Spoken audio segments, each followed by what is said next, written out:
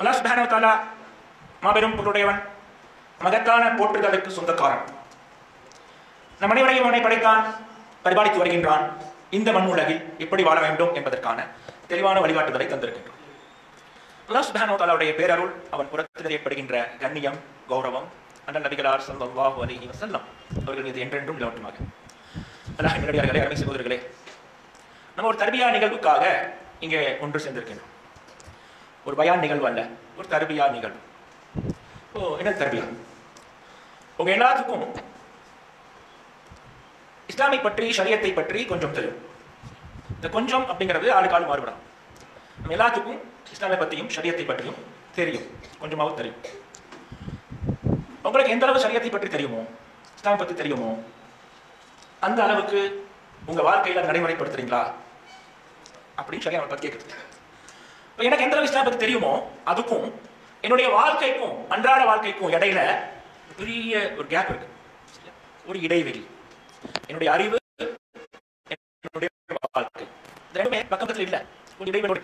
இடைவெளியை குறைப்பதுதான் தர்பியா. உங்களுக்கு என்ன தெரியுமோ அதை வாழ்க்கையில வெளிப்படுத்தணும். உங்களுக்கு என்ன தெரியுதோ அதான் உங்க வாழ்க்கையா இருக்கணும். அதற்கான பயிற்சி, அது பேர் தான் பயிற்சி, வாழ்க்கையில் செயல்முறைப்படுத்துவது. அப்படிப்பட்ட ஒரு பயிற்சி பாசறையில் தான் நாம் இங்கே உட்கார்ந்திருக்கின்றோம். இது போன்ற பயிற்சி பாசறைகள் நம்முடைய உம்மத்துக்கு மிக மிக அவசியம். இது போன்ற தர்பியா நமக்கு இல்லாததால் நம்முடைய வாழ்க்கைக்கும் அறிவுக்கும் இடையில பெரிய இடைவெளி அதிகரிச்சுக்கிட்டே போகுது. இந்த இடைவெளி அதிகரிச்சுக்கிட்டே போறதுனால என்ன ஆச்சு அப்படிங்கிறத இன்னைக்கு நம்ம பார்த்தோம். சரியா? ஸோ இடைவெளியை குறைங்க, இடைவெளியை குறைங்க. இடைவெளியே இல்லாத ஒரு வாழ்க்கை,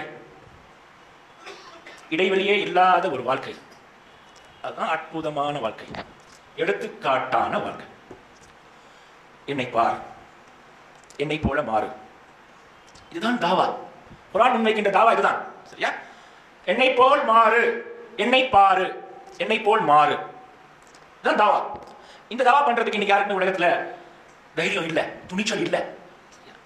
இது போன்ற பயிற்சி பட்டறைகள் இந்த இடைவெளியை குறைத்து நம்முடைய வாழ்க்கையை பிரச்சார கருவியாக மாற்றும். அப்படிப்பட்ட ஒரு வகுப்புல தான் நம்ம இப்ப உட்கார்ந்திருக்கிறோம். ஸோ அல்லாஹ் சுப்ஹானஹு வ தஆலா முதல்ல இந்த வகுப்பு முழு அளவில் 100க்கு 100 விழுக்காடு பயனளிக்கின்ற வகுப்பாக மாற்றி தர வேண்டும் என்கின்ற உளமார்ந்த மன்றாடுதலை சமர்ப்பித்து விட்டு இந்த உரைக்கு நம்ம போறோம். இது ஒரு உரை அல்ல, இது ஒரு வகுப்பு. ஸோ நான் பேசுறது நீங்க அப்படியே ரசிச்சு கேட்டுட்டு ரொம்ப அற்புதமான ஒரு உரை அப்படின்னு நீங்க மகிழ்ந்து போறதுக்காக இந்த ஏற்பாடு பண்ணல.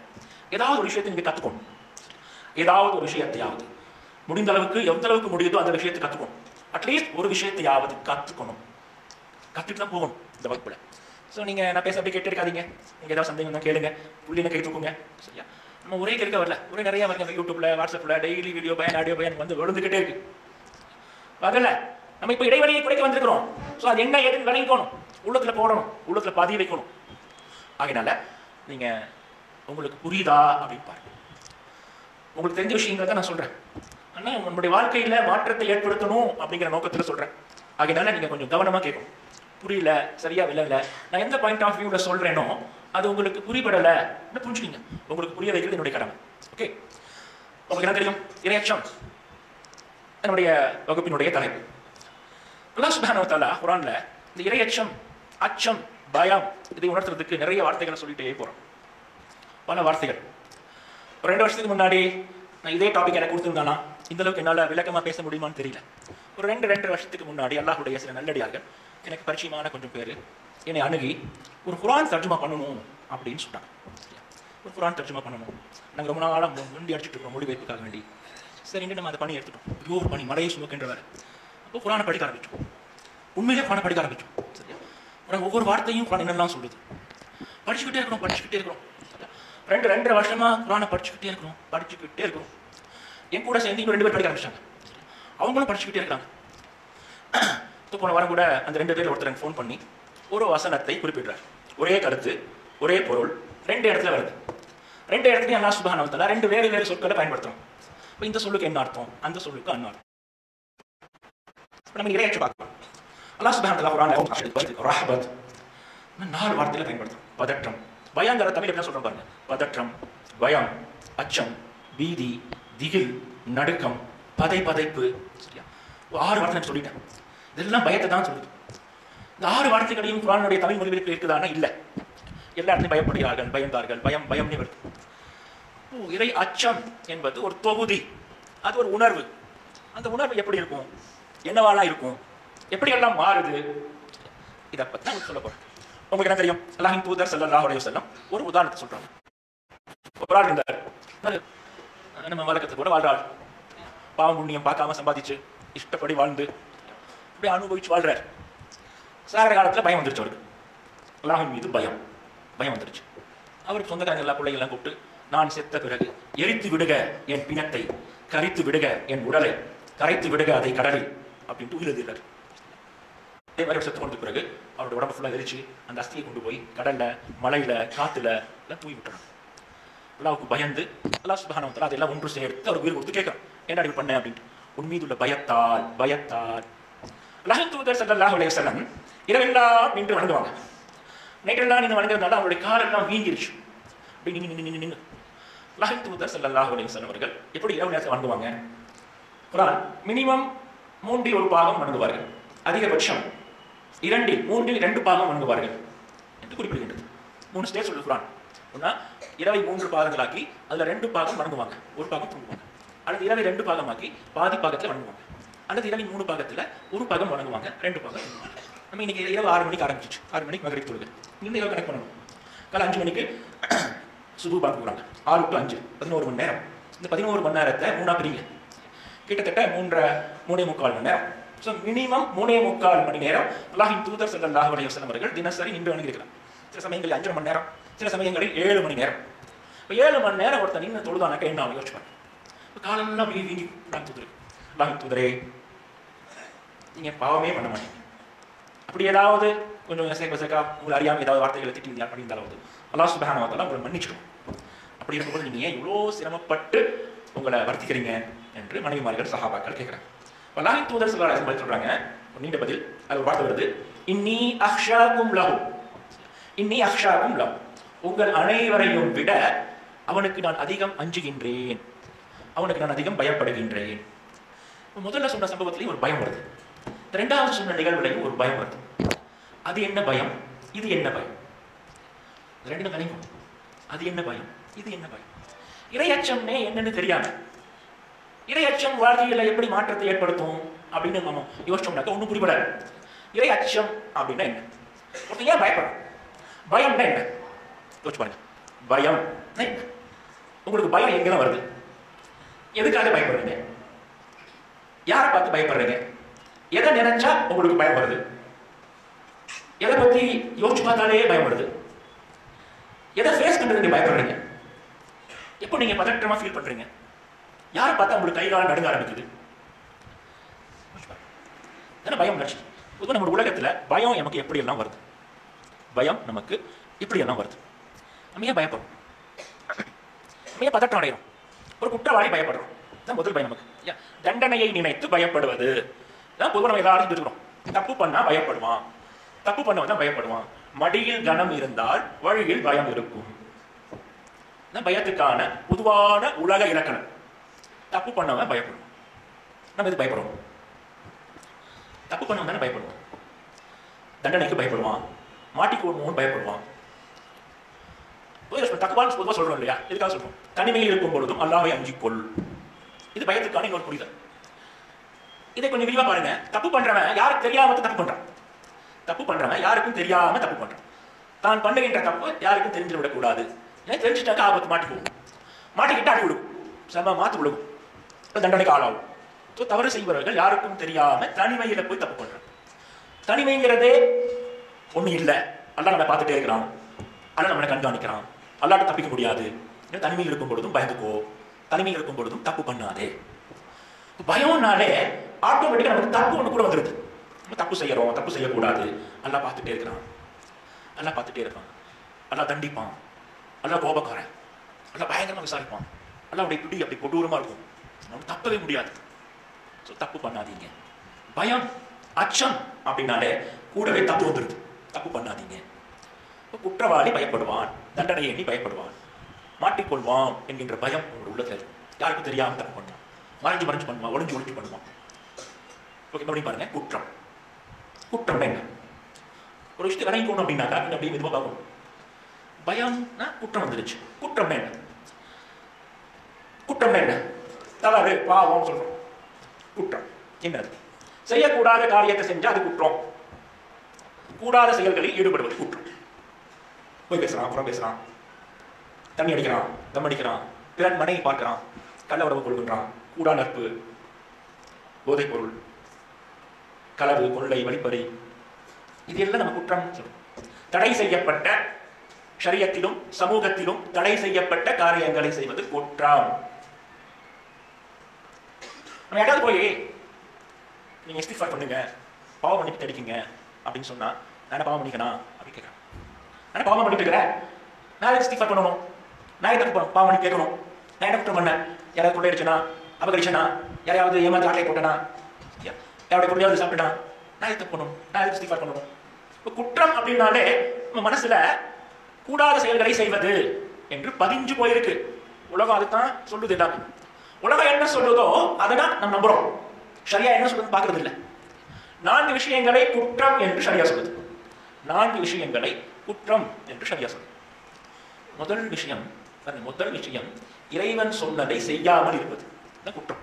குற்றம் நம்பர் 1 கீழ்ப்படியாமை. இதான் ஷரியத்துல மிகப்பெரிய குற்றம். கீழ்ப்படியாமை. கூடாத செயல்களை செய்வது முதல்ல வரல, அது அப்புறம் வருது. முதல் குற்றம் ஷரியத்துல கீழ்ப்படியாமை, சொன்ன செயலை செய்யாமல் இருப்பது. மறுமை நாள்ல அல்லாஹ் சுப்ஹானஹு வ தஆலாக்கு முன்னாடி நம்ம விசாரணைக்காக போய் நிற்கும் பொழுது, சொன்ன வேலையை செஞ்சியா? நான் கேட்பேன், சொன்ன வேலையை செஞ்சியா? சொல்லாத வேலையை ஏன் செஞ்ச? இரண்டாவது கேள்வி. நீங்க ஒரு காரியத்துக்காக ஒரு வேலைக்காரன் அனுப்புறீங்க. உங்க வேலைக்காரனை ஒரு காரியத்துக்காக அனுப்பி வைக்கிறீங்க. சரியா? அவன் போய் அந்த காரியத்தை முடிச்சு வரான். அவன் தப்பு பண்ணிட்டான், வண்டி போய் இங்கே மோதிட்டான், வண்டி உடச்சிட்டான், ஆக்சிடென்ட் ஆயிடுச்சு, சரியா, லேட் பண்ணிட்டான். முதல்ல நீங்க என்ன கேட்பீங்க? போன காரியம் ஆயிடுச்சா? வந்தோன்னு கேட்கறது போன காரியம் ஆயிடுச்சா? ஆயிடுச்சுங்க. அப்புறம் என்கிட்ட இருக்கிற சின்ன பிரச்சனை ஆயிடுச்சு, வண்டி மோதிட்டேன். அப்படியா? ரெண்டாவது, சரி ஓகே பார்க்கலாம். போன காரியம் ஆகவே இல்லை, நீங்க சொன்ன காரியம் செய்யவே இல்லை, உங்களுக்கு ரொம்ப பிடிக்கும்னு சொல்லிட்டு கிருஷ்ணா ஸ்ட்ரீட் வந்து மைசூர் வாங்கிட்டு வரோம். நீங்க என்ன பண்ணீங்க? சந்தோஷம் பண்ணீங்களா?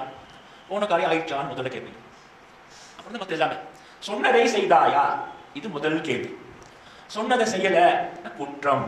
கீழ்ப்படியாமை ஷரியத்தில் மிகப்பெரிய குற்றம். முதல் குற்றம் கீழ்ப்படியாமல் இருப்பது. இரண்டாவது குற்றம் தான் செய்யாததை செய்வது, கூடாதவற்றை செய்வது. இது இரண்டாவது குற்றம். இந்த இரண்டாவது நம்ம குற்றம் நினைச்சிட்டு இருக்கோம். அது ஒன்னதான் குற்றம் நினைக்கிறோம். தண்ணி அடிப்பது, தம் அடிப்பது, கள்ள உறவு கொள்வது, எக்ஸெட்ரா எக்ஸெட்ரா எக்ஸெட்ரா, அதுதான் குற்றம் நினைக்கிறோம். இது இரண்டாவது வருது. மூன்றாவது இறைவனை புகழாமல் இருப்பது. இது குற்றம். ஷரியா இதனை குற்றம் என்று சொல்லுது. அல்லாஹ்வின் தூதர் ஸல்லல்லாஹு அலைஹி வஸல்லம் சொல்றாங்க, நீங்க ஒரு நிலையில இருந்து இன்னொரு நிலைக்கு மாறும் வரைக்கும், இப்போ உட்காந்துக்கிறீங்க, நீங்க எந்திரிக்க போறீங்க, நான் பேசிட்டு இருக்கிறேன், கொஞ்சம் உட்கார போறேன். ஸோ ஒரு நிலையில இருந்து இன்னொரு நிலைக்கு மாறுவதற்கு முன்னால் எவ்வளவு தூரம் உங்களால் இறைவனை புகழ முடியுமோ அவ்வளவு இறைவனை புகழ வேண்டும். அப்படி புகழாமல் விட்டால் அது குற்றம். இறைவன் நாடினால் உங்களை மன்னிப்பான், இல்லை என்றால் பிடித்துக் கொள்வான். இப்போ இறைவனை புகழாமல் இருப்பது குற்றம். ஒவ்வொரு நிலையிலும் நான் இறைவனை புகழ்ந்து கொண்டிருக்க வேண்டும். நாவால் புகழ வேண்டும், உள்ளத்தால் புகழ வேண்டும், செயல்களால் புகழ வேண்டும், நடவடிக்கைகளால் புகழ வேண்டும், சிந்தனையால் புகழ வேண்டும். அடிமை என்பதை உணர்த்தி கொண்டிருக்க வேண்டும், வெளிப்படுத்திக் கொண்டிருக்க வேண்டும். இல்லை என்றால் இறைவனை உடல் உறுப்புகளால், சிந்தனையால், எண்ணங்களால், உணர்வுகளால் புகழவில்லை என்றால் அது குற்றம். சரி, இது மூணாவது வகை குற்றம். நாலாவது குற்றம், உங்கள் நிலைக்கு தக்கவாறு வாழ்க்கை அமைத்துக் கொள்ள வேண்டும். உங்களுக்கு வழங்கப்பட்டிருக்கின்ற கல்வி, உங்களுக்கு வழங்கப்பட்டிருக்கின்ற ஈமான், தௌஃபீக், அதுக்கான வாய்ப்புகள், தருணங்கள், இதற்கு ஏற்றாற்போல் உங்கள் வாழ்க்கையை அமைத்துக் கொள்ள வேண்டும். நன்றியை வெளிப்படுத்த வேண்டும். நன்றியை வெளிப்படுத்தாமல் இருப்பது குற்றம். இன்னல் இன்சானி ரப்பிஹி லகனூத். மனிதன் தன்னுடைய ரப்புக்கு நன்றி கெட்டவனாக இருக்கின்றான். நன்றி கெட்டு நடந்து கொள்வது மிகப்பெரிய குற்றம். கீழ்ப்படியாமல் இருப்பது, கூடாதவற்றை செய்வது, இறைவனை புகழாமல் இருப்பது, நன்றி கெட்டு நடந்து கொள்வது, இந்த நாளையும் ஷரியா குற்றம் என்று வகைப்படுத்துது. இந்த நாளையும் இல்லாத ஒருத்தர் பார்க்கவே முடியாதுங்க, பார்க்கவே முடியாது. மறுமை நாள்ல அல்லாஹ் சுப்ஹானஹு வ தஆலா விசாரணைக்கான சர்வ ஏற்பாடுகளையும் செய்திருப்பான். பயங்கரமான ஏற்பாடுகள். பார்த்தாலே நம்முடைய உள்ளமெல்லாம் பதபதச்சு போய் உயிரெல்லாம் கிளி எடுத்து விடும், ரோமங்கள் எல்லாம் சிறுத்து நிற்கும். இவ்வளவு கொடூரமான பயங்கரமான ஏற்பாடுகளை எல்லாம் அல்லாஹ் சுப்ஹானஹு வ தஆலா பார்த்து வைத்து வானங்களும் பூமியும் படைக்கப்பட்ட நாள் முதல் ஆயிரக்கணக்கான மாணவர்கள் அவனை தொழுது கொண்டே இருப்பார்கள். ஆயிரக்கணக்கான மாணவர்கள் அவனை சஜதா செய்து கொண்டே இருப்பார்கள். ஆயிரக்கணக்கான மாணவர்கள் அவனை ருக்கு செய்து கொண்டே இருப்பார்கள். வானம் படைக்கப்பட்ட நாள் முதல் அந்த மஹஷர் நாள் வரைக்கும் சஜதாவிலேயே இருப்பார்கள், நிலையிலேயே இருப்பார்கள், ருக்குவிலேயே இருப்பார்கள். அப்படிப்பட்ட வானவர்கள் எல்லாம் இந்த ஏற்பாடுகளை எல்லாம் பார்த்து பிரமித்து போய் அப்படியே திகிலடைந்து விடுவார்கள். இறைவனை நாம் முறைப்படி வழிபட்டுவோமோ, இறைவனை நாம் முறைப்படி பாதத் பண்ணுமோ, இந்த ஏற்பாடுகள்லாம் பார்த்து நம்ம மாட்டிக்கொண்டு போட்டிருக்கதே, என்னாகுமோ ஏதாகுமோ என்று அவர்கள் பயப்பட ஆரம்பிப்பார்கள். விசாரணை அவங்களுக்கு இல்லை, நமக்கு தான் விசாரணை. ஆனா அந்த ஏற்பாடுகள் எல்லாம் பார்த்து அவங்க கதி கலங்கி போயிடுவாங்க, அவங்க மிரண்டு போயிடுவாங்க. நம்ம ஒழுங்கா பண்ணவே இல்லையே, ஒழுங்கா சதா பண்ணவே இல்லையே, ஒழுங்கா ரூ பண்ணவே இல்லையே, ஒழுங்கா கியாம் பண்ணவே இல்லையே. அதை மட்டுமே செய்து கொண்டிருந்தவர்கள் அதை சரியாக செய்யலையே அப்படின்னு நினைச்சு கதி கலங்கி போய்விடுவார்கள். இறைவனை புகழாமல் இருப்பது குற்றம், இறைவனுக்கு நன்றி செலுத்தாமல் இருப்பதும் குற்றம், நன்றி கெட்டத்தனமாக வாழ்வது, நன்றி மறந்து நடந்து கொள்வது, இதெல்லாம் குற்றம். இந்த 4 வகை குற்றங்களிலும் ஈடுபடாதவர்கள் யாருமே கிடையாது. எனவேதான் அல்லாஹ்வின் தூதர் ஸல்லல்லாஹு அலைஹி வஸல்லம் அவர்கள் பயந்து ஒவ்வொரு நாளும் இஸ்திக்ஃபார் குறைந்தபட்சம் 70 முறை செய்து கொண்டே இருந்திருக்கிறார். யோசிச்சு பாருங்க, அல்லாஹ் சுப்ஹானஹு வ தஆலா மறுமை நாளில் அல்லாஹ்வின் தூதர்களை விசாரிப்பார். தனிப்பட்ட முறையில் நம்ம என்னென்ன பண்ணணும், என்ன சம்பாதிச்சோம், என்ன சாப்பிட்டோம், எப்படி செலவு பண்ணோம், எப்படி வாழ்ந்தோம், நம்முடைய குழந்தைகளை எப்படி வளர்த்தோம், நம்முடைய இல்லற வாழ்க்கை, வருமானம், பொருளாதார, அரசியல் அமைப்பு, இயக்க வாழ்க்கை எப்படி இருந்துச்சு, இது போன்ற கேள்விகள் எல்லாம் நபிமார்களுக்கு கிடையாது. மாசூம், எல்லா வகையான யாவகை குற்றங்களிலிருந்தும் பாதுகாப்பு பெற்றவர்கள். நீ என்ன சம்பாதிச்ச, நீ என்ன சாப்பிட்ட, நீ எப்படி சம்பாதிச்ச, எந்த நபியும் நான் கேட்க மாட்டேன். ஆனால் அவங்களுக்கு கொடுக்கப்பட்ட ரிசாலத்தை பற்றி கேள்வி கேட்போம். உங்களுக்கு கொடுக்கப்பட்ட இந்த தூது செய்தியை முறைப்படி கொண்டு போய் சேர்த்தீர்களா? உங்கள் தொண்டை குழியை பிடித்து விசாரிப்போம் என்று நான் சொல்றேன். இப்போ நபிமார்கள் பயப்படுவார்கள். இப்போ நபிமார்களுக்கும் விசாரணை உண்டு. அந்த பயம் உள்ளது இருந்துட்டே இருக்கும். யோசிச்சு பாருங்க, தாயிஃப்ல எல்லாம் சொல்லி நடந்துட்டாங்கன்னு சொல்லிட்டு மக்காவில் ஒவ்வொரு பெரிய பெரிய செல்வந்தர்கள், பிரபுக்கள், தலைவர்கள் எல்லாருடைய வீடுகளுக்கும் அல்லாஹ்வின் தூதர் ஸல்லல்லாஹு அலைஹி வஸல்லம் அவர்கள் படையெடுத்திருக்கின்றார்கள். பல முறை அவமானங்கள், இழிவுகள், புறக்கணிப்பு, அலட்சியம், உதாசீனப்படுத்தப்படுவது, ஏளனம் எல்லாத்தையும் பொருட்படுத்தாமல் பல முறை போயிட்டு வந்திருக்காங்க. இப்படியாவது இதாயத்து போகணும், இப்படியாவது சொல்லணும் இருக்காங்க. அல்லாஹ்வின் தூதர் ஸல்லல்லாஹு அலைஹி வஸல்லம் வாழ்க்கையில் இன்றைக்காவது ஒரு நாள் நிம்மதியாக தூங்கி இருப்பாங்களா? நம்ம நல்ல அடியான் என்னக்கா சில விஷயங்களை நினைச்சு நினைச்சு பார்த்துட்டே இருப்போம்.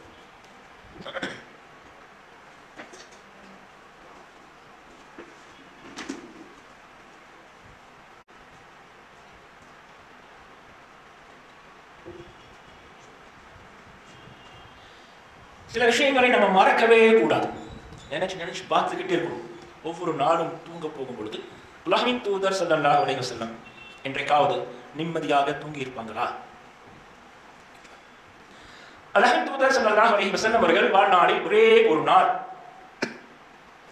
நிம்மதியாக தூங்கி இருப்பாங்க அப்படின்னாக்கா அது ஹஜ்ஜத்துல் விதா என்று சொல்றோம். ஹஜ்ஜத்துல் விதா என்று தான் அல்லாஹ்வின் தூதர் நிம்மதியாக தூங்கி இருக்க கூடும் வாய்ப்பு இருக்கின்றது. ஹஜ்ஜத்துல் விதா தான் எல்லா நபித்தோழர்களையும் உம்மத்தையும் பார்த்து அல்லாஹ்வின் தூதர் ஸல்லல்லாஹு அலைஹி வஸல்லம் இந்த செய்தியை நான் உங்களுக்கு சமர்ப்பித்து விட்டேனா அப்படின்னு கேட்கிறாங்க. இந்த உம்மத் ஆமோதிக்கின்றது. அல்லாஹ்வை அந்த ஆமோதிப்புக்கு சாட்சியாக அல்லாஹ் சுப்ஹானஹு வ தஆலாவை அல்லாஹ்வின் தூதர் ஸல்லல்லாஹு அலைஹி வஸல்லம் ஆக்குறாங்க. சேர்த்து விட்டேன் என்கின்ற வாக்குமூலத்தை பெற்றுக்கொண்டு அதுக்கு அல்லாஹ்வை சாட்சியாக்குறாங்க. அன்று இரவு அவர்கள் தூங்கி இருக்க முடியும். அன்னைக்கு சந்தோஷமா தூங்குறோம், நிம்மதியாக தூங்குகின்றோம். நம்ம இரவு தொலைக்கு எழுவதை பற்றி நினைத்து கூட பார்க்க முடியறதில்ல. சில விஷயங்களை நம்ம ஞாபகப்படுத்திட்டே இருக்கணும், ஞாபகப்படுத்திக் கொண்டே இருக்க வேண்டும். இந்த மனித வரலாற்றில் ஒரு சமூகம் இருந்தது, யூத சமூகம். இன்றைக்கு உலகத்தை அதை ஆண்டு கொண்டிருக்கின்றது. பல வகையில் ஆகிட்டே இருந்தாங்க. 2400 ஆண்டுகள் அவர்கள் நாடோடிகளாக இந்த உலகத்தில் திரிந்துட்டே இருந்தாங்க. 2400 வருஷம் நாடில்லாமல், இருக்க இடம் இல்லாமல், நிலம் இல்லாமல், தங்களுக்கு என்று ஒரு தேசம் இல்லாமல், ஒரு இனம் என்கின்ற அடையாளத்தை தொலைத்துவிட்டு, தங்களுக்கு என்று தனித்து ஒரு மொழி இல்லாமல், ஒரு பண்பாடு இல்லாமல் பல நாடுகளில் சிதறி சிதறி வந்துட்டே இருந்தாங்க. 2400 வருஷம், ஆயிரக்கணக்கான ஆண்டுகள். யூதர்கள் 2 விஷயத்தை மிகவும் பெருமிதமா அவங்களுடைய அடையாளமான விஷயம் தான். அதான் அவருடைய அடையாளம். 2 விஷயங்கள். ஒன்று, அவர்கள் கடவுளால் தேர்வானவர்கள், கடவுளால் கர்த்தரால் தேர்வான மக்கள். அபுனா உல்லாஹ் குர்ஆன் சொல்லுது, நாங்கள் அல்லாஹ்வின் புத்திரர்கள் அப்படின்னு. செல்வ புத்திரர்கள், செல்வ மகன், செல்வ மக்கள். இரண்டாவது, வாக்களிக்கப்பட்ட நிலம் பலஸ்தீன் அவர்களுக்கு வாக்களிக்கப்பட்டிருந்தது. அல் அர்துல் முகத்தஸா குர்ஆன் சொல்லுது, வாக்களிக்கப்பட்ட புனித பூமி. ஸோ அதான் அவங்களுடைய அடையாளம் தான். நாங்கள் அல்லாஹ்வுடைய மக்கள், எங்களுக்கு ஒரு பலஸ்தீன் பூமி இருக்குது. அவங்களுக்கு பெருமிதம். அந்த பலஸ்தீனத்தில் வென்று கொண்டு அங்கே ஒரு புனித பள்ளி பைத்துல் முகத்தஸையும் கட்டினாங்க சுலைமான் அலைஹிஸ்ஸலாமுடைய காலத்தில். அது அடையாள சின்னம். பாருங்க, அவங்க நாடு இல்லை, நிலம் இல்லை, மொழி இல்லை, அடையாளமே இல்லை. 2400 வருஷம். ஆனா அவங்க மறக்கவே இல்லை. ஒவ்வொரு வீட்டிலும், ஒவ்வொரு நிகழ்விலும், ஒவ்வொரு திருமணத்திலும், ஒவ்வொரு இளவு வீட்டிலும், மௌத்து வீட்டிலும் ஒரு கல்யாண வைபோகம், ஒரு சின்ன வீடு குறித்து திறப்பு விழா, ஒரு சின்ன சந்தோஷம், ஒரு சின்ன துக்கம். ஒவ்வொரு வீட்டிலும் என்ன நடந்தாலும் சரி, ஒரு 50 பேர் ஒருத்தர் ஒன்று கூடுறாங்கனாக்கா அந்த நினைவலைகளை வரலாற்றை புதுப்பிச்சுட்டே இருப்பாங்க. நாடகமாக, இலக்கியமாக, கவிதையாக, செய்யுளாக அந்த வரலாற்றை சொல்லிட்டே இருப்பாங்க. நமக்கென்று ஒரு பூமி இருக்கின்றது, பலஸ்தீனம். நாம் கர்த்தரின் பிள்ளைகள். நமக்கென்று ஒரு கோயில் இருந்தது, ஒரு புனித தலம், சேலம் டெம்பிள். மறக்காது. 2400 வருஷமா அவன் அதை சொல்லிட்டே இருந்தான், மறக்கவே இல்லை. 2400 2500 வருஷத்துக்கு பிறகு அந்த பலஸ்தீனத்தை அவர்கள் எடுத்துக்கொண்டார்கள். 2000 வருஷம் ஒரு வரலாற்றை 2500 வருஷமாக ஒரு சமூகம் மறக்காமல் ஒவ்வொரு சிறு பிள்ளைக்கும் உணவு ஊட்டுவதை போல ஊட்டி ஊட்டி வளர்த்துட்டு வந்துட்டானாக்கா அவன் எப்படிப்பட்ட வைராக்கியம் என்ற சமூகம் வந்திருப்பாங்க யோசிப்பாங்க. ஒரு 27 வருஷம் கூட நம்மால் ஒரு வரலாற்றை கட்டி காக்க முடியல. ஒரு 27 வருஷம் இன்றைய தலைமுறைகளுக்கு இது கூட எல்லாம் பாருங்க, என்னன்னே தெரியாது. என்ன பள்ளிவாசல், எங்க கட்டினாங்க, எதுக்கு கட்டினான், யாரு கட்டினான், எதுக்கு இடிச்சான், எதுவுமே தெரியாது. ஸோ எதுவும் வரலாற்றே தெரியாத ஒரு சமூகம் இங்க இருந்து கொண்டே இருக்கு. மோசமான சமூகம் தான் முஸ்லீம். இந்த சமூகம் சொல்றதுக்கு எனக்கு எந்த அறிவுமே கிடையாது. பாபரி மஸ்ஜித் இடிக்கப்பட்டதற்கும் கஜினி முகமதுவுக்கும் என்ன தொடர்பு என்பதை ரோமிலா தாப்பர் போன்ற வரலாற்று ஆசிரியர்கள் சரியா அவங்க ஆராய்ச்சி பண்ணி கண்டுபிடிச்சு இவங்க ஏன் இவ்வளவு வன்மத்தை எதிர்ப்பை காட்டுறாங்க அப்படிங்கிறத அவங்க வெளியே கொண்டு வந்தாங்க ஒரு 10-15 வருஷத்துக்கு முன்னாடி. கஜினி முகமதுக்கும் ஆப்கானிஸ்தானுக்கும் பெஷாவருக்கும் குஜராத்தில் இருக்கின்ற சோமநாத ஆலயத்திற்கும் பாபரி மஸ்ஜித்திற்கும் இடையில ஒரு ஆழ்ந்த பிணைப்பு இருக்கின்றது. யாருக்கா நமக்கு தெரியுமா? நம்ம யாரும் சொல்லியிருக்காங்களா? இந்த வரலாறு நமக்கு நம்முடைய புத்தியில் சிந்தனையில் பதிக்கப்பட்டிருக்கின்றன. கல்வெட்டுகளை போல கல்லால் செதுக்கி வச்சிருக்காங்களா? வரலாறு நம்ம கடத்திருக்கின்றோமா? எதுவுமே தெரியாது, எதுவுமே தெரியாது. ஒரு சமூகம் 2500 வருஷமா வரலாற்றை பாதுகாத்து வருது. அந்த வெஞ்சன்ஸ் வேணும், உனது பூமி அது விடக்கூடாது, எப்படியாவது பிடி அப்படின்னு நம்ம சபதம் ஏற்றுக்கிட்டது அப்படியே ரத்தத்தை போல உடம்பு ஃபுல்லா ஏற்றி வச்சுக்கலாம். ஒரு சமூகம் 25 ஆண்டுகளில் வரலாற்றையே மறந்துருச்சு, ஒண்ணுமே தெரியாது. தெரியாத சமூகம் இன்றைய இளைய தலைமுறைக்கு. இளைய தலைமுறை என்ன, ஒட்டுமொத்த இந்தியாவுடைய முஸ்லிம்கள் யாருக்குமே சோமநாதர் சம்பவத்துக்கும் பாபரி மஸ்ஜிதுக்கும் என்ன கனெக்ஷனே தெரியாது, தெரியவே தெரியாது. ஒரு RSS சாவால சோமநாதர் டெம்பிளுக்கும் பாபரி மஸ்ஜிதுக்கும் என்ன கனெக்ஷன் என்பதை அவன் கிளாஸ் இருக்கலாம். 1000 ஆண்டு கால வழியை தீர்த்து கொண்டோம். பாபரி மஸ்ஜித் இடித்த உடனேயே உமா பாரதி அப்படியே குதிக்கிறாங்க, ஓடி போய் அத்வானி கட்டி பிடிச்சிருக்காங்கம்மா. 1000 ஆண்டு கால பகையை தீர்த்து வைப்போம். இன்னும் 1000 ஆண்டு கால பகை யாருக்கா தெரியுமா?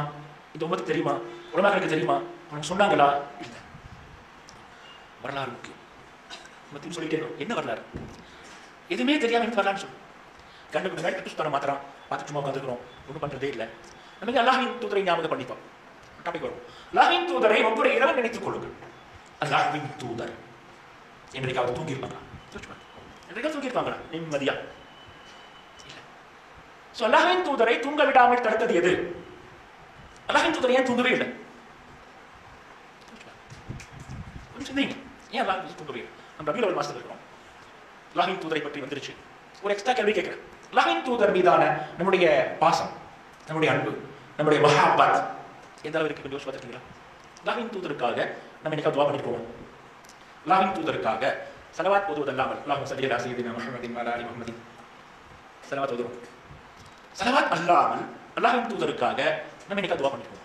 நீங்க உங்க துஆல அப்பா அம்மாக்கு துஆ பண்றீங்க, உங்க குழந்தை உடம்பு சரியில்லையா துஆ பண்றீங்க, உங்க ஒய்ஃபு காய்ச்சல் படுத்துருக்காங்க அவங்க துஆ பண்றீங்க, உங்க அம்மாக்காக துஆ பண்றீங்க, உங்க மாமனாருக்காக துஆ பண்றீங்க. உங்க ஒய்ஃபை பெற்ற ஒரே ஒரு காரியத்துக்காக உங்க மாமனார் மாமியாருக்காக எல்லாம் துஆ பண்றீங்க. அல்லாஹ்வின் தூதருக்காக என்னைக்காவது துஆ பண்றோம்? நம்ம ஒட்டுமொத்த வாழ்க்கையில ஸலவாத் இல்லாமல் அல்லாஹ்வின் தூதருக்காக நம்ம எங்க துஆ பண்றோம்? கொஞ்சம் யோசிச்சு பார்த்துக்கோங்க. நம்ம ஒவ்வொரு நாளும் 5 வக்து வாங்க கேட்கும்போது துஆ ஓதுவோம். ரப்ப ஹாதிஹி தாவத்தி தாம்மத்தி வஸ்ஸலாத்தி القائمة آتي محمدا الوسيلة والفضيلة وبعثه مقاما محمودا الذي وعدته. آتي محمدا الوسيلة والفضيلة وبعثه مقاما محمودا. مقام محموதாவில் அவரை எழுப்புவாயாக. நம்ம ஒவ்வொரு முறை பாங்கு ஓதும் பொழுதும் பாங்கை கேட்ட பிறகு துஆ பண்றோம். துஆ பண்ணும் பொழுது அல்லாஹ்வின் தூதருக்காக மகாமம் மஹ்மூதாவை தருவாயாக இறைவா அப்படின்னு நினைச்சு துஆ பண்றோமா, இல்ல பாங்கை கேட்கும் போது ஓத வேண்டிய துஆ அப்படின்னு பண்றோம்? நியத் ரொம்ப முக்கியங்க. எந்த நியத்துக்காக பண்றீங்க? வாங்கை கேட்ட பிறகு ஓதுகின்ற துஆ அத்தனை நேரம் பண்றோம்.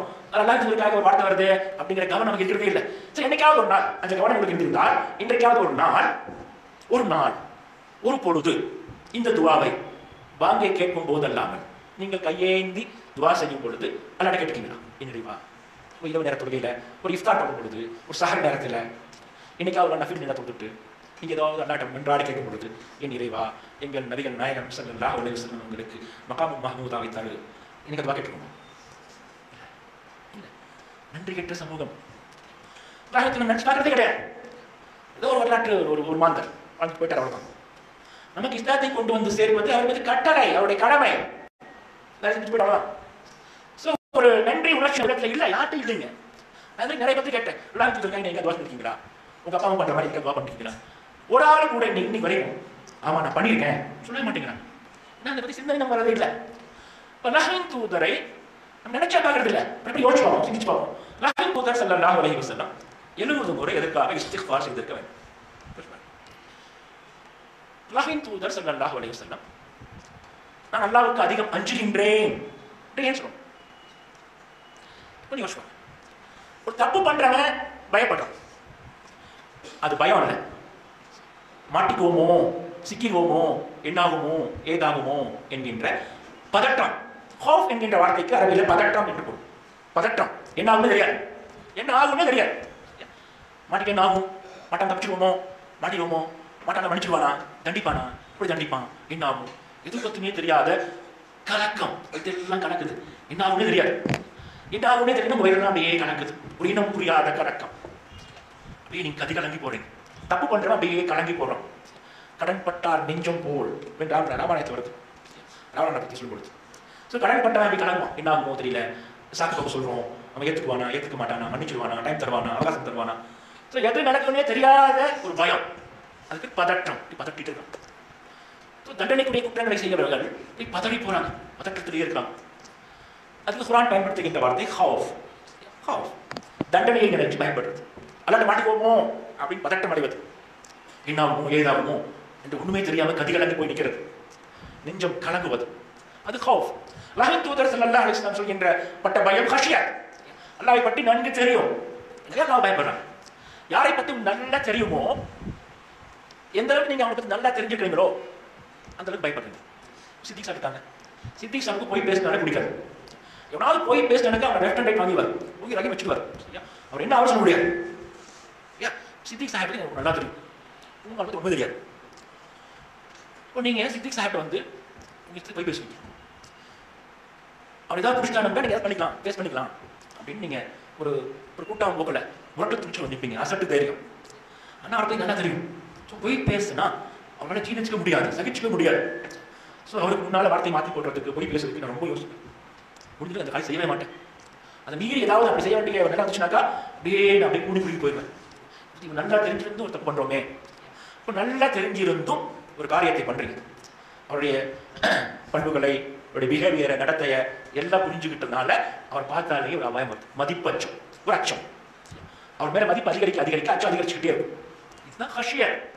அல்லாஹ்வை பற்றி நீங்க அறிய அறிய, அல்லாஹ்வை பற்றி அறிய அறிய அல்லாஹ்வின் மீது அச்சம் அதிகரிச்சுக்கிட்டே இருக்கும். இன்னமா யக்ஷல்லாஹு மின் இபாதிஹி அல் உலமா. ஸோ அல்லாஹ் பற்றி யார் தெரியல தெரிஞ்சுக்கிறாங்களோ அவங்களுக்கு தான் அச்சம் அதிகமாகும். இறைவனுடைய அறிவு, இறைவனை பற்றிய அறிவு அதிகரிக்க அதிகரிக்க அதிகரிக்க அதிகரிக்க அல்லாஹ்வின் மீது அச்சம் கூடுதலாயிட்டே போகும். அல்லாஹ்வுடைய மஅரிஃபத், இறைவனை பற்றிய ஞானம், இறை அறிவு, இந்த இறை அறிவு யாருக்கு அதிகமா இருக்குதோ அவனை கொண்டு போய் பள்ளி வாசலுக்கு நிர்வாகியா உட்கார வைங்கன்னு குர்ஆன் சொல்லுது. வலம் யக்ஷா இல்லல்லாஹ், அல்லாஹ்வை தவிர யாருக்கும் பயப்பட மாட்டானோ, அல்லாஹ்வுக்கு மட்டும் அதிகமாக அஞ்சுகின்றானோ. தப்பு பண்ணி பயப்பட அந்த பயம் இல்லை, அல்லாஹ்வை பற்றி அதிகம் தெரிந்திருப்பதால் பயப்படுகின்றவன், மதிப்பச்சத்தால் நடுங்குகின்றவன், அவனை நீங்க பள்ளி வாசல் நிர்வாகியா உட்கார வைங்க. இறைவனை பற்றி அறியும் பொழுது ஒரு பயம் உள்ளத்தில் ஏற்படுகின்றது. இறைவனை பற்றி நமக்கு என்ன தெரியும்? உங்களுக்கு அல்லாஹ் பற்றி எந்த அளவுக்கு தெரியுமோ அந்த அளவுக்கு பயம் அதிகரிச்சுட்டே போகும், பயம் அதிகரிச்சுட்டே போகும். நம்ம யக்ஷல்லாஹு மின் இபாதிஹி அல் உலமா, இல்ம் அதிகரிக்க அதிகரிக்க ஹஷியத் அதிகரிச்சுட்டே போகும். அறிவு பயம், அறிவு அச்சம், அறிவு அச்சம், அறிவு அச்சம். எந்த அளவுக்கு அறிவு உயர்கின்றதோ அந்த அச்சம் உயர்ந்துகிட்டே போகும், அச்சம் உயர்ந்துகிட்டே போகும். சின்ன சின்ன விஷயங்களுக்கெல்லாம் பயப்படுவீங்க, சின்ன சின்ன விஷயங்களுக்கெல்லாம் பயப்படுவீங்க. அல்லாஹ் அல்லாஹ் என்ன பண்றது, அல்லாஹ் பார்த்து என்ன பண்றோம், அல்லாஹ் கொஞ்சம் என்ன ஆகும்.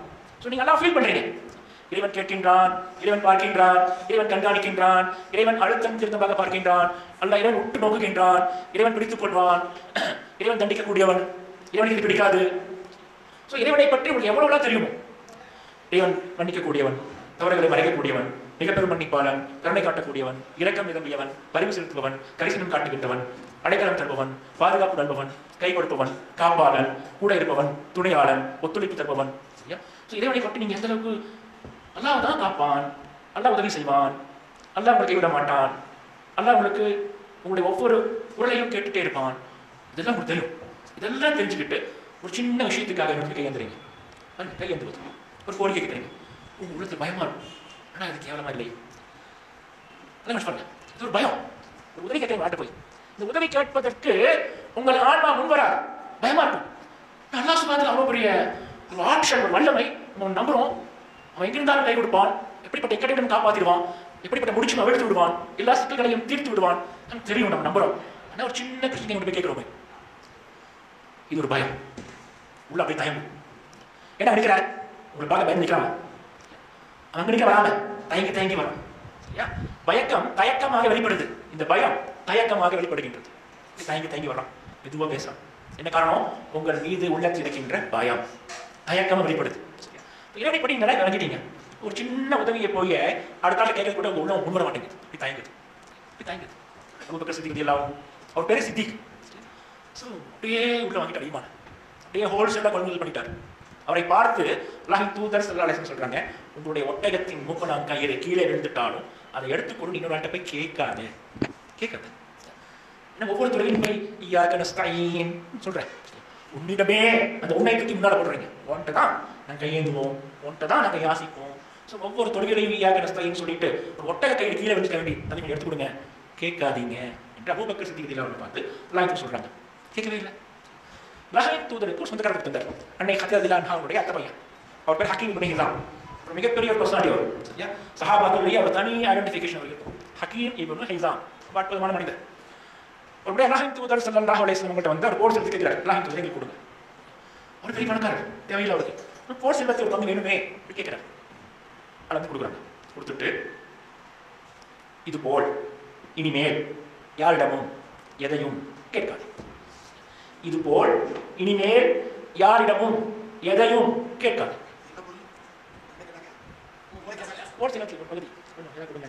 கனிமத் பொருள் வந்து கொஞ்சம் கேட்கிறாங்க. யார்கிட்ட கேட்காதீங்க. ஓகே, நான் கேட்க மாட்டேன். கேட்பதாக இருந்தால் நான் கேட்காதீங்க. கேட்காதீங்க. ஓகே, கேட்கிறேன். அவர் சாகும் வரைக்கும் எதுவுமே கேட்கல. உமர் ஃபாரூக் ரலியல்லாஹு காலத்துல முக்கியமான சஹாபாக்கள் எல்லாம் கூப்பிட்டு பெரிய பெரிய போஸ்ட் உட்கார வைக்கிறாங்க. அவங்க எல்லாத்துக்குமே ஒரு ஊதியம் நிர்ணயிக்கப்படுகின்றது. இப்போ ஹக்கீம் இப்னு ஹிஸாம் பெரிய ஒரு பர்சனாலிட்டி அவரு. இந்த பனு தாலிப் அபு தாலிப் பள்ளத்தாக்கில் ஒரு 3 வருஷம் கொண்டு போய் கீழே இருக்கிறாங்க இல்லையா, பனு ஹாஷிம் பள்ளத்தாக்கில் அவங்க ரிலீஸ் பண்ணதே இவர்தான். பிளான் பண்ணி ரிலீஸ் பண்ணுவார். அப்படிப்பட்ட பெரிய ஒரு ஆள். அவரை எப்படி நம்ம பயன்படுத்திக்காம இருக்கிறது அப்படின்ட்டு ரொம்ப கன்வின்ஸ் பண்ணி அவரை வந்து அரசாங்க பொறுப்பில் கொண்டு வராங்க. சம்பளம் தரவே கூடாது, இல்லப்பா பெரிய பிரச்சனை ஆயிரும், எல்லா சம்பளம் வாங்குறாங்க, நீ மட்டும் வாங்காம எப்படி? ஒரே ஒரு கண்டிஷன் தான், நீங்க சொல்லிட்டு என்ன செஞ்சு தரேன், ஆனால் நீங்க சம்பளம் தரக்கூடாது. வாங்க மாட்டேன். ஒத்துக்கிறார். உமர் ஃபாரூக் ஒத்துக்கிறார். வழி இல்லாம சம்பளம் வாங்கவே இல்லை. கேட்பதாக இருந்தால் அவர்கிட்ட மட்டும் கேளு, அவ்வளவுதான். அவர் கேட்கறது கூச்சமா இருக்கு, அவருக்கு கேட்கவே இல்லை. இறைவனை பற்றி நீங்க அதிகமா அறிய அறிய அறிய அறிய இறைவனை பற்றி அதிகமா அறிய அறிய இறைவன் மீதான உங்கள் மதிப்பச்சம் உயர உயர உங்கள் நடைமுறை எல்லாம் மாறிக்கிட்டே இருக்கு. எல்லாம் மாறிக்கிட்டே இருக்கு. உங்களுடைய பேச்சு, உங்களுடைய சிந்தனை, உங்களுடைய பழக்க வழக்கம், உங்கள் துவா. பள்ளியாசுக்கு துவா கேட்டே இருக்காரு. துவா கேட்கிறாரு. பாருங்க, நம்ம துவா கேட்கிறோம். துவா கேட்கிறோம் இல்லையா? நம்ம ஒரு துவா எப்படி கேட்கிறோம்? ஒரு பிரச்சனை வந்துருச்சு, அந்த பிரச்சனைக்கு இதுதான் தீர்வு அப்படின்னு நம்ம முடிவு பண்ணிட்டு, எப்ப அந்த பிரச்சனை ஒரு 10 லட்சம் ரூபாய் எனக்கு பிரச்சனை சால்வ் ஆயிடும் நினைக்கிறேன், ஒரு 50,000 சால்வ் ஆயிடும் நினைக்கிறேன், ஒரு 50,000 ரூபாய். இந்த 50,000 கேட்டால் துவா கேட்டே இருக்கும். நமக்கு துவா கேட்கவே தெரிய மாட்டேங்குது. ஒரு பிரச்சனை, யாரா இந்த பிரச்சனையை தீர்த்து கொடு, நம்ம துவா கேட்கறது இல்லை. நம்ம ஒரு சொல்யூஷனை முடிவு பண்ணிட்டு அந்த சொல்யூஷன் நடத்தி கேட்கிறோம், யாரா அதை கொடு அதை கொடு அதை கொடு. பாருங்க, உங்க துவால தினசரி ஏதாவது ஒரு அம்சத்தை நீங்க திரும்பி திரும்பி கேட்டே இருப்பீங்க. கூடாது வளர்த்த கொடு, வியாபாரத்தை பறக்கத்தை கொடு, ஒரு மேட்டர், ஏதாவது ஒரு மேட்டர் திருப்பி திருப்பி திருப்பி திருப்பி கேட்டுக்கிட்டே இருக்கிறீங்க. திருப்பி திருப்பி கேட்டுக்கிட்டே இருக்கீங்க. அல்லாஹ்வின் தூதர் ஸல்லல்லாஹு அலைஹி வஸல்லம் சஹாபாக்களோட ஒரு பயணத்துக்கு போயிட்டு இருக்காங்க. லா ஹவ்ல வலா குவத்த இல்லா பில்லாஹ், லா ஹவ்ல வலா குவத்த இல்லா பில்லாஹ் சஹாபாக்கள் சப்தமா சொல்றாங்க. அல்லாஹ்வின் தூதர், ஏன் கத்துற, ஏன் கத்துற? அல்லாஹ் காமிக்கிறா, அல்லாஹ் சமீபம் தானே, உள்ளத்து ஓசையை கூட அல்லாஹ் அறியறான். ஸோ மெதுவாக கேளு. அதுக்குள்ள ஹுஃபியா, ரகசியமாகவும் அமைதியோடும் அவனை அழையுன்னு சொல்லுது. மெதுவாக கேள் போதும். நான் உங்களுக்கு நானே நம்மளுக்கு கேட்டேன், நான் உங்களுக்கு கேட்குறேன், எதுக்கு ஒரே துவா திருப்பி கேட்டுருக்கீங்க? அல்லாஹ் கேட்கலாம். அல்லாஹ் நீங்கள் துவா கேட்டதால கேட்கலையா? இல்லை அல்லாஹ் கண்டுக்காம விட்டானா? இதுக்கு ஒரே துவா திரும்ப திரும்ப திரும்ப திரும்ப கேட்டுட்டு, அல்லாஹ் சமீஉன், அல்லாஹ் முஜீபு தாவத், அல்லாஹ் கரீபுன். இறைவன் நீங்கள் சொல்வது எல்லாம் கேட்கிறோம், உங்கள் கோரிக்கைகளை நிறைவேற்றுகின்றான். முஸ்தான் அல்லாஹ்வுடைய ஒரு பேர் வருது, உங்கள் யாசகங்களை நிறைவேற்றி கொடுக்கின்றான். கரீபன் ரொம்ப பக்கத்தில் இருக்கான், சத்தம் படக்கூடாது, யா அல்லாஹ் யா அல்லாஹ்னு கேட்கிறான். உங்கள் பிடரி நரம்புக்கு பக்கத்தில் இருக்கான், ரொம்ப நெருக்கத்தில். அப்படிப்பட்டவன்கிட்ட போய் ஒரே மேட்டரை 100 தடவை எது கேட்குறீங்க? வெக்கமா இல்லையா? சரியா கேட்குறது, வெக்கமா இல்லையா உங்களுக்கு? இங்கே வாங்க வந்துட்டீங்க, இங்கே வாங்கன்னு சொல்லி ஒருத்தர் எடுத்துட்டு போட்டே இருப்பீங்க. கல்லா நகராம கிடைக்கானா? நீங்க சொல்றது எங்க கவனிக்கவே இல்லையா? இல்லை உங்களுக்கு பார்க்கறதே இல்லையா? அவன் மற்ற வேலையிலேயே பிஸியாக இருக்கானா? கண்டுக்காம விட்டானா? இது இத்தனை கேட்டுட்டே இருக்கீங்க. இப்போ இறைவனை பற்றி நீங்க விளக்க விளக்க இறைவனின் பண்புகளுக்கு பொருந்தாத சில காரியங்களை செய்வதற்கு பயமா இருக்கும், கூச்சமா இருக்கும், கூச்சமா இருக்கும். உலகத்தை பார்த்துட்டே இருக்கான், உலகத்தை பார்த்துட்டே இருக்கான். பாருங்க, உங்களை பார்த்துக்கிட்டே இருக்கிறான், உங்களை கண்காணிச்சுக்கிட்டே இருக்கிறான், உங்க கூடவே இருக்கிறான். நீங்க எங்க இருந்தாலும் உங்க கூடவே இருக்கிறான். சொல்றாங்க, மனிதர்களை விட்டு இணை பிரியாமல் மலர்கள் இருந்துகிட்டே இருப்பாங்க. 2 இடங்கள் தவிர. நீங்கள் உங்கள் மனைவியோடு படுக்கை அறையில் இருக்கும் பொழுது உங்க கூட வானவர்கள் இருக்க மாட்டாங்க. நீங்க டாய்லெட் போயிட்டீங்க, பெட்ரோலாக, அங்க உங்க கூட வானவர்கள் இருக்க மாட்டாங்க. வானவர்கள் தான் இருக்க மாட்டாங்க. அல்ல அல்ல அவங்க கண்காணிச்சுக்கிட்டே இருக்கும். எங்க இருந்தாலும் அல்ல உங்களை பார்த்துக்கிட்டே இருக்கும். அல்ல உங்களை பார்த்துக்கிட்டே இருக்கும். அல்ல பார்த்துக்கிட்டே இருக்கும் பொழுது நீங்க எப்படி இருக்கணும்? அல்ல பார்த்துக்கிட்டே இருக்கும் பொழுது நீங்க எப்படி இருக்கணும்? அல்லாஹ் சொல்றாங்க, ஒரு நம்பிக்கையாளர் ஆளையின்றி இருப்பதற்கு வைக்கப்படும். ஆளையின்றி இருப்பதற்கு வைக்கப்படும். நல்லா பார்த்துட்டே இருக்கலாம். ஸோ பைத்துல் போகும்போது கூட நீங்க உட்காரும் வரைக்கும் ஆடையோட உட்காருங்க, உட்காரும் பொழுது ஆடை நிற்குங்க, சரியாக கட்டிக்கிட்டு பார்த்துட்டே இருப்பான். அவங்க கண்காணிச்சுட்டே இருக்கான். அந்த உணர்வு அல்ல நம்ம பார்த்துக்கிட்டே இருக்கிறான், நம்ம கூடவே இருக்கிறான். அப்படி எப்படி இருப்பீங்க? இப்போ இறைவனுக்கு பொருந்தாத ஒரு எண்ணம் உங்க உள்ளத்தில் இருக்குமா? இறைவனுக்கு பொருந்தாத ஒரு எண்ணம், ஒரு சிந்தனை நம்ம அனுப்ப பண்ணவே மாட்டோம். ரொம்ப கரெக்டாக இருக்கும். இமாம் இப்னு தைமிய்யா ரஹ்மத்துல்லாஹி அலைஹி சொல்றாங்க, அல்லாஹ் சுப்ஹானஹு வ தஆலா என்னுடைய உள்ளத்தை பார்க்கும்போது, அல்லாஹ் சுப்ஹானஹு வ தஆலா என்னுடைய உள்ளத்தை பார்க்கும் பொழுது அங்கே இறைவனை தவிர வேறு ஏதாவது இருந்தால் என்ன செய்வது? யோசிக்கும் போதே எனக்கு வெட்கமா இருக்கு. உங்களுடைய ஆன்மாவை பார்க்கணும், உங்க நஃப்ஸை பார்க்கணும். நீங்க அல்லாஹ் தவிர வேறு யோசிச்சுக்கிறீங்க. வேறு ஏதோ பணத்தை பற்றி, பதவியை பற்றி, பொறுப்பை பற்றி, உங்களுக்கு பிடிக்காத ஒரு ஆளை பற்றி, உங்களுக்கு வெறுப்புள்ள ஒரு ஆதையை பற்றி திட்டி தவறாக நினைச்சிட்டு நீங்கள் வழியில் பார்த்து ரன்னியை பண்ணி இந்த காட்சி மனதில் கொண்டு நீங்கள் முந்தா நேரத்தை நைட்டு பார்த்த ஒரு படத்தை பார்த்து சிந்திச்சுக்கிட்டு சரியா? ஸோ அல்லாஹ் தவிர எதோ உப்பைகளாக முடிச்சுக்கிறீங்க. அல்லாஹ் அப்போ உங்களை பார்க்க என்ன பண்ணி இறைவனை பற்றி அறிய அறிய நம்முடைய பயம் அதிகமாகிட்டே போகும். என்னென்னமோ பயம் வர ஆரம்பிக்கும், இன்னமும் பயம், விதவிதமான பயம். ஸோ இந்த பயத்தின் அளவுகள், பயத்தின் வடிவங்கள், பயத்தினுடைய வெளிப்பாடுகள் அப்படியே பல வடிவங்களாக கூடிக்கிட்டே போகும். அல்லாஹ்வின் தூதர் ஸல்லல்லாஹு அலைஹி வஸல்லம் அவர்கள் பைத்துல் கலாக்கு போகும்போது ரொம்ப தூரம் போவாங்க. உடனே வெளித்த போவாங்க, ரொம்ப தூரம் போவாங்க, ஆளே இல்லைங்க, ஆனால் நடந்து போயிட்டே இருப்பாங்க. ரொம்ப தூரம் போய் பண்ணுங்க, வெக்கம் வெக்கம் பாருங்க. ஒரு கன்னி பெண்ணை விட அல்லாஹ்வின் தூதர் ஸல்லல்லாஹு அலைஹி வஸல்லம் அதிகமாக வெக்கப்படுவாங்க. இந்த அன்னை ஆயிஷா ரலியல்லாஹு அன்ஹா சொல்றாங்க, ஒரு வார்த்தை பேசி வைக்கும், அல்லாஹ் பார்த்துட்டே இருப்பான். 2 வானவர்கள் உட்கார்ந்து சொல்லிட்டே இருப்பாங்க, நீங்கள் வெளிப்படுத்துகின்ற ஒவ்வொரு சொல்லையும் ஒரு கடுமையான கண்காணிப்பாளர் பதியாமல் விடுவதில்லை. அல்லாஹ் சுப்ஹானஹு வ தஆலா காஃபத்தியாக்கு சொல்றாங்க. உமர் இப்னு அப்துல் அவையில் ஒருத்தர் வந்து அக்குல் என்று சொல்றார். கையினுடைய பகுதியை சொல்லும் பொழுது அக்குல் என்கின்ற வார்த்தையை ஒருத்தர் பயன்படுத்துறார் அவையில். அப்போ உமர் இப்னு அப்துல் அசீஸ், என்னப்பா இப்படிலாம் பேசுற, ஒரு நல்ல வார்த்தையை சொல்ல மாட்டியா, கையின் உட்பகுதின்னு சொல்ல வேண்டியது தானே? கேட்டவங்க புரிஞ்சுக்கிறாங்க. ஒரு ஒரு அருட்பான வார்த்தையை சொல்றேன், அந்த வார்த்தை ஒன்றும் கிடையாது, அது ஒரு ஒரு சொல், அவ்வளோதான், உணர்ச்சியற்ற ஒரு சொல் தான். ஆனால் அது எதுக்கு நீ பயன்படுத்துற? சொல் ரொம்ப முக்கியம் பாருங்க. நான் சொன்ன பார்த்தீங்களா, நம்ம குரான் அப்படியே படிச்சுக்கிட்டே இருக்கோம். படிக்கும்போது நிறைய விஷயம் வந்துட்டே இருக்கு. 2 மாசத்துக்கு முன்னாடி ஒரு டாக்டர் பாகிஸ்தான்ல இருந்து ஒரு பெண் டாக்டர் இருக்காங்க, லேடி டாக்டர். அவங்க சொல்றாங்க, குரான்ல ஒரு அமங்கல சொல் கூட இல்லை. குரான்ல ஒரு அமங்கல சொல் கூட இல்லை. அரபியில் அமங்கல சொல்லாக கருதப்படுகின்ற எந்த சொல்லையும் நான் பயன்படுத்த வேண்டிய நாசமா வீணா போயிருவேன். மறு மண்டு கூட கை செய்தமே, நம்ம அப்படியே தமிழ் சொல்றோம், கை செய்தமே, இல்லை டிரான்ஸ்லேஷன் பயன்படுத்துறோம். ஆனால் அரபி மொழியில் அந்த மாதிரியான அமங்கல சொல்லை குரான்ல அல்லாஹ் சுப்ஹானஹு வ தஆலா பயன்படுத்தவே இல்லை.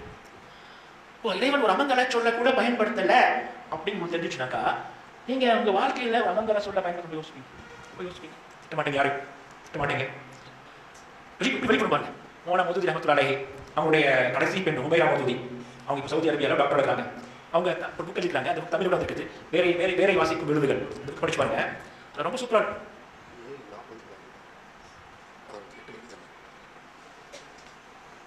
அவங்க சொல்றாங்க, எங்க அப்பா எங்களை ஷெஹசாதி என்று கூடுவார்.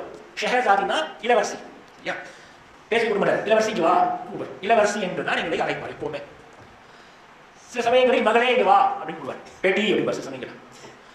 அப்போ எங்க அப்பா கோபமா இருக்காரு, அவர் ரொம்ப கோபமா இருக்காரு, எங்க தப்பு பண்ணிப்போம், பேட்டி இங்க வா அப்படின்னு சொல்லிட்டு அப்பா கோபமா இருக்காரு, இளவரசி இங்க வா, சந்தோஷம் இருக்காங்க. சொல்றாங்க, நீங்க கோபத்தை வெளிப்படுத்தணும் தான் நமக்கு வேணும், கோபத்தை வெளிப்படுத்துறீங்க, அது தெரிஞ்சா போதும். ஷைத்தான் இங்க வா, நாசமா போனவரே பரதேசியே.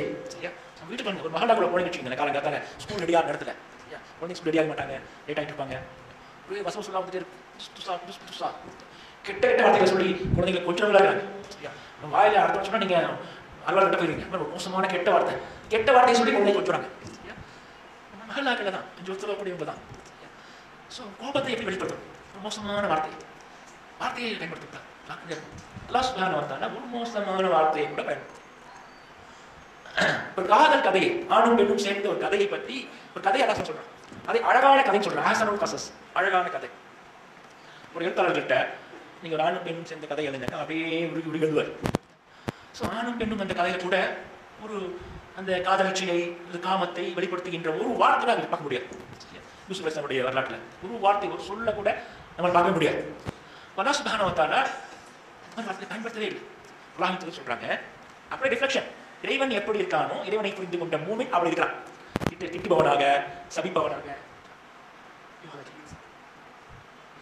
திட்டுபவனாக, வசைப்பாடுபவனாக, சபிப்பவனாக, ஆபாச வார்த்தைகளை பேசுபவனாக ஒரு நம்பிக்கையாளர் இருக்க மாட்டான். அவனுக்கு கூச்சமா இருக்கும் சொல்றது. ஹஷியத் அல்லாஹ்வை பத்தி தெரிந்ததா என்ற கூச்சம். அல்லாஹ் பத்தி நல்லா விளங்கி வச்சுக்கலாம். இந்த வார்த்தை சொல்லி அப்படியே யோசிக்கலாம். அல்லாஹின் தூதர் அப்படியே போயிட்டே இருக்காங்க பயணத்துல. ஒரு சஹாபியா பெண்மணி, அவங்க ஒட்டகம் போக மாட்டேங்குது, குழந்தை பிடிக்குது. அவங்க கோபமாகுது, குத்துறாங்க, போக மாட்டேங்குது, ரொம்ப மக்கள் பண்ணுது. நாசமா போன ஒட்டகம் போக மாட்டேங்குது பாரு அப்படின்னு திட்டாங்க. இந்த வார்த்தை அல்லாஹின் தூதருக்கு காது விழுகுது. யார் மாதிரி திட்டினது? எனக்கு ஒட்டகத்துக்கு இறங்கு, ஒட்டகத்தை விட்டு கீழே இறங்கு. இதாவது நாசமா போன ஒட்டகம் விட்டு இல்ல, நாசமா போன ஒட்டகத்தின் மேல எதுக்கு பயணம் பண்ற? இறங்கு கீழே அப்படின்னு சொல்லிடாங்க. அவங்க அப்படியே கிஞ்சி குத்தாடி வெளியில அப்படியே எல்லாத்துடன் பயன்படுத்தாது. மக்கள் படுறது என்ன படுறது பாரு. அது கூட இந்த வார்த்தையை பயன்படுத்துறேன். ஒரு நம்பிக்கையாளர் பயன்படுத்தக்கூடாத வார்த்தை. அல்லாஹ்வை பற்றி தெரிந்து வைத்திருக்கின்ற இதுதான் பயம். ஸோ உங்க உள்ளத்துல ஹஷியத்தை இறை அறிவு கொடுக்கின்றது. இறைவனை பற்றி அறிய அறிய உங்க உள்ளத்துல அப்படியே பயம் அதிகமாயிட்டே இருக்கும். உங்க துவாரெல்லாம் மாறி. அபூ தர்தா ரலியல்லாஹு அன்ஹு அவங்கள்ட்ட உம்மு தர்தா ரலியல்லாஹு அன்ஹா கேட்குறாங்க, நீங்க உலகத்தை பற்றி துவா கேட்கவே மாட்டேங்கிறீங்க, உலக தேவைகளை பற்றி, உலக சிக்கல்களை பற்றி. இப்போ அபூ தர்தா ரலியல்லாஹு அன்ஹு சொல்றாங்க, என்னுடைய நண்பர், என் உயிருக்கும் மேலான தோழர், வாழ்க்கையில் ஒரு முறை கூட ஒரே ஒரு உலக பொருளை கேட்டு அல்லாஹ்விடம் துவா செய்து நான் கேட்டதே இல்லை. அல்லாஹ்விடம் கேட்காத நான் கேட்க முடியும். ஸோ இது ஒரு ஹஷியத்தின் வெளிப்பாடு. அல்லாஹ் சுப்ஹானஹு வ தஆலா என்பதை நீங்க எந்த அளவுக்கு புரிஞ்சுக்கிறீங்களோ அந்த அளவுக்கு துவா மாறிக்கிட்டே இருக்கும். ஒரு துவா இன்னும் டெவலப் ஆகி போய்கிட்டே இருக்கும். இப்போ நான் சொன்ன விளங்க முடியாது. இந்த வார்த்தை தான் சுப்ஹானஹு வ தஆலா என்பதை நம்ம விளங்க நம்ம துவால மாறிக்கிட்டே இருக்கும். பயம் கூச்சமா இருக்கும் என்ன சொல்றதுக்கு, இதை கேட்கறதுக்கு. இல்லை அப்படின்னு சொல்றது எல்லாரும் பயப்பட்டுருக்காங்க. யார்ட்டையாவது இல்லைன்னு சொல்றதுக்கு பயப்படுங்க. தப்பு பண்ணாங்க, போய் பேசாதீங்க, புறம் பேசாதீங்க, கெட்ட வார்த்தை பேசாதீங்க, அடுத்த பத்திரிகைன்னு சொல்லாதீங்க, நீங்கள் கேட்ட தகவல்கள் எல்லாம் வெளியே சொல்லாதீங்க, வதந்திகளை பரப்பாதீங்க, பொறாமப்படாதீங்க, அழுக்காறு கொள்ளாதீங்க, கடுமை நடந்துக்காதீங்க, அநீதம் செய்யாதீங்க. இந்த மாதிரி கூடாது, வேண்டாம். இதெல்லாம் பண்ண மாட்டிக்கவே